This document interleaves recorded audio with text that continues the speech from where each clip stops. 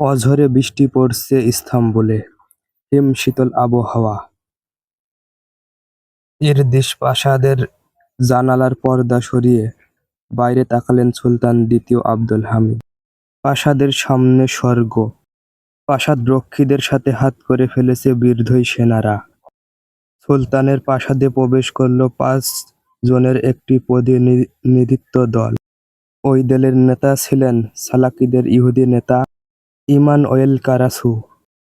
সুলতানকে রুক্ষ কণ্ঠে আদেশ দিচ্ছেন প্রাসাদ ছেড়ে দিতে এবং পদত্যাগপত্রে স্বাক্ষর করতে।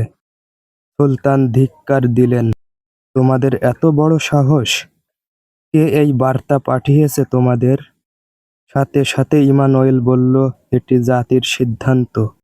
সুলতানও উত্তরের সাথেই বললেন, আমি উসমানীয় সালতানাতের সুলতান এবং মুসলিম উম্মার খলিফা। আমাকে ক্ষমতাচ্যুত করার ফরমান নিয়ে আসার মতো কোনো মুসলিম কি আছে? মুসলিম জাতির খলিফাকে ক্ষমতাচ্যুত করতে এসেছে একজন সেলানক ইহুদি, একজন আলবেনিয়ান খ্রিস্টান এবং একজন অকৃতজ্ঞ আলবেনিয়ান। ভাগ্যের নির্মম পরিহাস। অস্ত্রর মুখে সুলতানকে ক্ষমতাচ্যুত করে রাতারাতি সুলতানকে সরিয়ে নিয়ে যাওয়া হয় ইহুদিদের সেলানিক শহরে। সেলানিক বর্তমানে গ্রিসের একটি শহর। এটি উসমানীয় সাম্রাজ্যের অন্যতম বন্দর নগর ছিল। সেখানেই সুলতানকে সপরিবারে বন্দী করে রাখা হয় আরেক ইহুদি ধনকুপের বাগান বাড়িতে। নাম তার আলাদিনী কুসুকু। সুলতানকে ইস্তাম্বুলে জনগণ থেকে বিচ্ছিন্ন করে নির্বাসিত করে রাখা হয়। উসমানীয় খলিফা দ্বিতীয় আব্দুল হামিদকে অবৈধভাবে ক্ষমতাচ্যুত করার মাধ্যমে মূলত শেষ হয়ে যায় উসমানীয় খেলাফতের ইতিহাস। অনেকটা সিরাজউদ্দৌলার পতনের মতো ছিল। পরে যারা নবাব ছিল তারা ছিল সবাই পুতুল। প্রথমে খলিফা আব্দুল হামিদকে পর্যায়ক্রমে উসমানীয় খেলাফতের উচ্ছেদের জন্য গভীর ষড়যন্ত্র শুরু হয় প্যারিসে। ব্রিটিশ ফরাসিদের সেই ষড়যন্ত্রে যোগ দেয় জায়নবাদী ইহুদিরাও।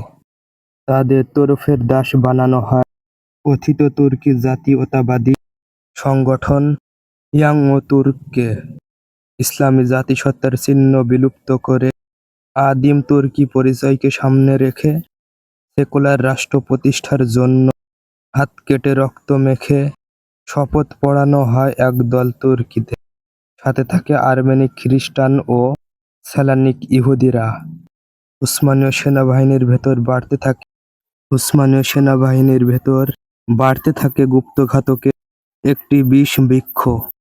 1909 সালে এই ইয়াং তুর্কদের সামরিক পদক্ষেপের মাধ্যমে ক্ষমতাচ্যুত করা হয় খলিফা আব্দুল হামিদকে। তারপর সাজানো ভোটের মাধ্যমেই ক্ষমতায় আসে ইয়াং তুর্ক। পরবর্তী 10 বছর ধরে তুরস্কে চলে ব্যাপক সেকুলারিজম, লুটপাট, দুর্নীতি, তুর্কি জাতি নামে অন্য জাতিদের উপর নির্যাতন। বিশ্বযুদ্ধে যোগ দিয়ে উসমানীয় সাম্রাজ্যের পরাজয়, ইসরায়েল রাষ্ট্র প্রতিষ্ঠায় গোপন অনুমোদন। ইয়াং তুর্ক ইহুদিদের মতো চূর্ণ বিচ্ছিন্ন এবং দুর্বল করে তোলে উসমানীয় সাম্রাজ্য। বিলুপ্ত হলো উসমানের প্রতিষ্ঠা করা সেই সাম্রাজ্য। মূলত সুলতান আব্দুল হামিদকে ক্ষমতাচ্যুত করার মাধ্যমেই পতন হয়েছিল উসমানীয় সাম্রাজ্যের।